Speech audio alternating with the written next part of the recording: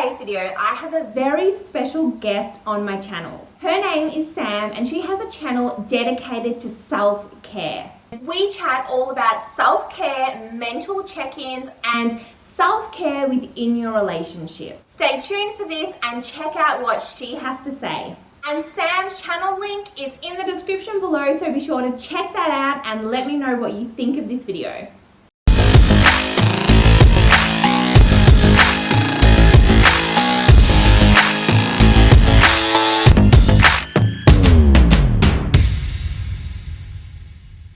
So today, this video is for, it can be for single moms, it can be for men and women, singles, couples, married, whatever you are, needing to implement self-care, a bit of mental health and looking after yourself. So, Sam, the first thing that I want to check in with you and ask you is that when it comes to mental health and caring for yourself in tough times, whether it's a tough day, tough week, what do you suggest when you're having a really hard time and you don't feel like taking care of yourself, you don't feel like doing anything, and your motivation isn't there? Yeah, well, I think maybe everyone's having a bit of a tough year right now. I know I certainly am. Isn't it? It's so hard. We're missing out on all the pleasures, the normal pleasures that we have that we don't even realize how great they are.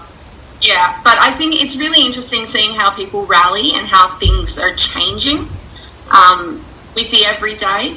But yeah, particularly, I guess for me, I'm coming from a mental health perspective, not just because I'm a psych student, but because I have depression and anxiety and things like that. But I find that self-care has to be an everyday thing for me, because if I don't do something about it every single day, it just falls completely by the wayside. As a mum, particularly just because my primary job is keeping my kids alive, everything else is secondary. It's them and their needs. Yeah. Get it. Yeah. So, I personally for myself have developed a little like 6-step kind of thing I do every single day. At first I could only do one, because I couldn't function beyond doing one thing for myself. But now that I'm more mentally healthy, I've been able to do 6 and sometimes even 8 things every single day just for myself. But they don't take very much time. It seems like a huge thing, do 6 things for yourself every day. But when you break it down into these little steps, it's super easy. So like the first one I've done is try and do a healthy habit every day. This is not to say like, you know, I try like drink 2 liters of water today, or try and eat your daily veggies, or maybe don't have a takeaway lunch and pack a lunch. Small, simple, something to say I'm taking care of my health. Yes. Yes. Because yeah, when mental health is problematic, taking care of your physical health can seem really unimportant.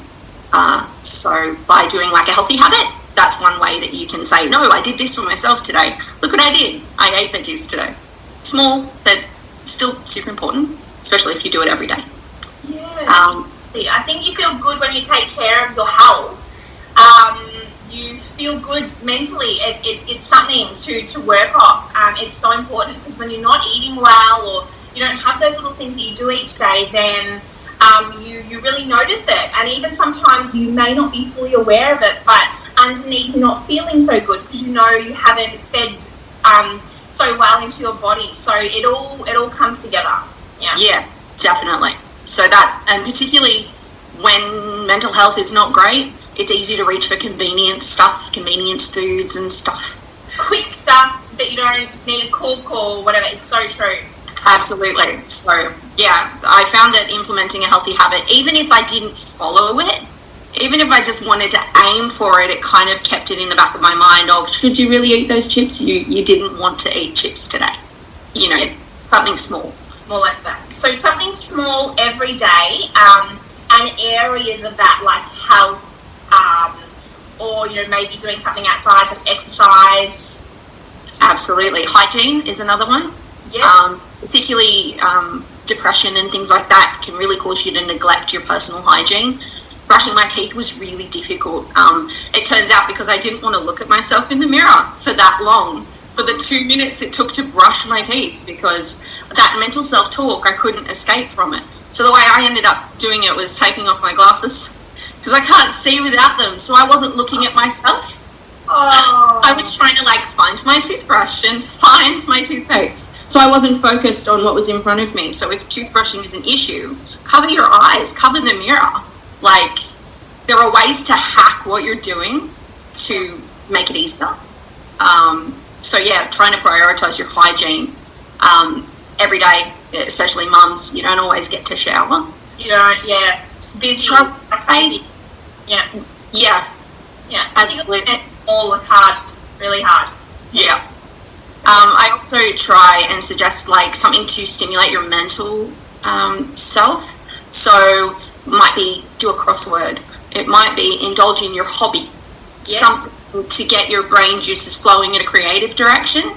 Not to say like you have to be an artist or something. If you really like logic puzzles, then that'll be your thing. Yeah. But particularly when I was looking after my daughter, I found that fog really hard to push through, because I felt like a bit of a zombie. But when you deliberately sit down and make your brain do a task and think, oh yeah, I can do that. That's all right. I remember how to write a letter, write a sentence. So yeah, and that stuff is really good. I think you start feeling good when you're getting into that. Yesterday I did a puzzle with my daughter, and it is good, and it's a nice distraction, but it's good for your mind, and it's good even in the middle of your day if you want to stop and do something like that. Word search, anything. So that's really great. Yeah. Do you suggest any, like say, mental health check-ins? So how am I going today, or what do I want to get today? And then at the end of the day, checking in with what you did, or how am I feeling, stopping throughout the day as to what feelings are coming up for you, or what maybe triggered you. Yeah, definitely. I probably, just in the last probably year, I've been doing journaling daily as a check-in tool. I was using it as a therapy tool to go back and say, oh, I had a terrible day. What was going on there that wasn't, working so well? So journaling works in the moment to kind of get everything out of your brain and onto paper. But it also serves as a really good tool to be able to look back on later and say, what worked then that's not working now? Where is my life kind of changing? Yes. And it can be really small. It doesn't have to be like a 4-page brain dump. Right now, I set myself tasks every day on one page, and then I just do thoughts on the other page. And, sometimes the thoughts are, I don't want to do this. I'm not writing today. Yeah. And other times you're like, oh, I need more paper. There's not enough. There's not enough paper. But yeah, no, journaling really, I think, probably serves as the best kind of check-in, particularly because no one can judge you. Where you can just write whatever you want and no one can say anything about it. Exactly. And one other thing I heard as well that is really helpful, and some people say that it's crazy to sort of talk out loud, but I know there's a lot of people that they'll have a shower and they'll talk to themselves about their day, and today this happened to me and it made me feel this way.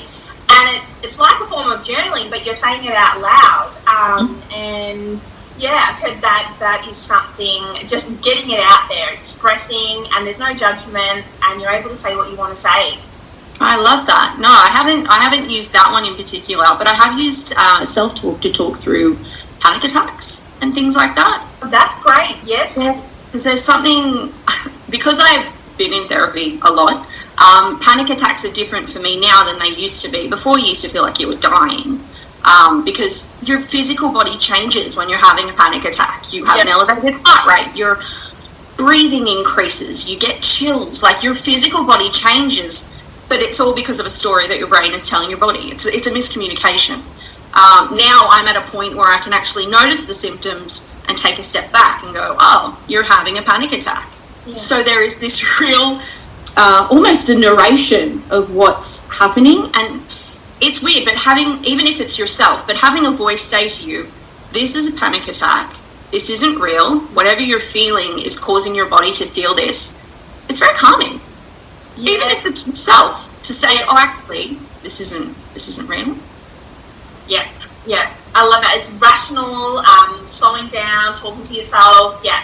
And it's needed, and it is really needed. I think for everyone, doesn't matter where you are on the scale, but we all need it at times to do that. So thank you for bringing that up. Yeah. And as you know, my channel, I talk a lot about dating and relationships. And so in terms of relationships, what do you see as being the hardest challenge for people sort of mentally and together in a relationship? And do you suggest any ways that this can be managed?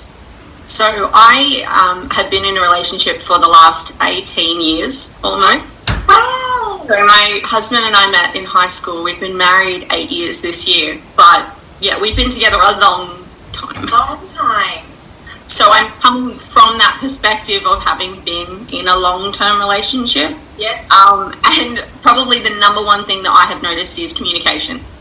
That is the biggest issue. The place where people butt heads the most is usually a communication issue. Yeah.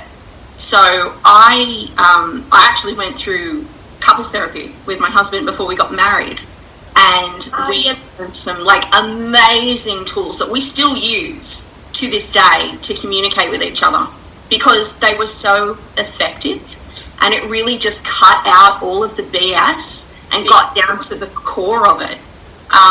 So I'm always like a massive advocate, not only for couples therapy, but for communication, because I think there's nothing worse than trying to tell your partner something and they just cannot hear you because of the way you're communicating it. So when you're trying to communicate your needs, it can't come from a place of, I need you to do this for me to be happy. Yeah. Because partner cannot fill 100% of your needs. That's not their job. And that's probably one of the bigger issues that people have in relationships, watching a lot of rom-coms. You know, you get those like partners who anticipate your every need and they're perfect for you because you're their everything and they're your everything. That's just not realistic. In reality, like that. Exactly. You have to ask for what you want. And would you say with communication, when we talk about managing the way that we communicate, and it's really getting down and within yourself, I don't know if you agree or what you think of this, but I think a lot of people talk about communication, but it's really getting down to maybe the bottom of what is it exactly that I feel and why, and where's this come from, and have you found that in terms of communication? Definitely. I actually did a course with my husband on non-violent communication, which is a really interesting concept, and the name seems a bit strange, but it's basically the concept that language can be violent, the way that you use language with your partner. Yep. And so they offered frameworks for how to frame your needs and talking about what real feelings were versus fake feelings. So basically a real feeling is like anger or sadness or something like that. A fake feeling is you make me feel manipulated. Yeah. Things like that. So really breaking down that barrier of you're not responsible for my feelings, I am. That was quite confronting because we are brought up with that framework of Very much. Partners do this to you, they make you feel like this. Yeah. So that non-violent communication, their framework was, I feel upset, or I feel this feeling because of whatever the situation is, because I need.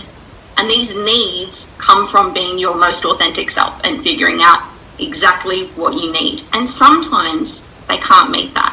And then you have to figure out, is that a deal breaker? Do you need this need to be met? Can you stay together if, like, for example, I always want to spend time with my husband. I want to hang out all the time. And because he works long hours, we don't see each other very much. And when he comes home, he needs alone time. because he works long hours. Yep. So we had to try and figure out how to balance those needs of him being alone and me being together to make them work. Because if I couldn't meet his need of giving him alone time, the relationship never would have worked out. Yeah, so true. You really hit the nail on the head there. And maybe if it's okay with you at the end of this video that non-violent, you said you did like a bit of a course on that. Maybe I can put a link below. I know there's actually a book about this as well. I'll link that below for people to have a look at that because I may be really interested, you know, to look at that for themselves. Yeah, definitely. The guy who created it, Marshall Rosenberg, he's got videos on YouTube and he does a lot of work with puppets, which seems really weird. He's very funny and strange.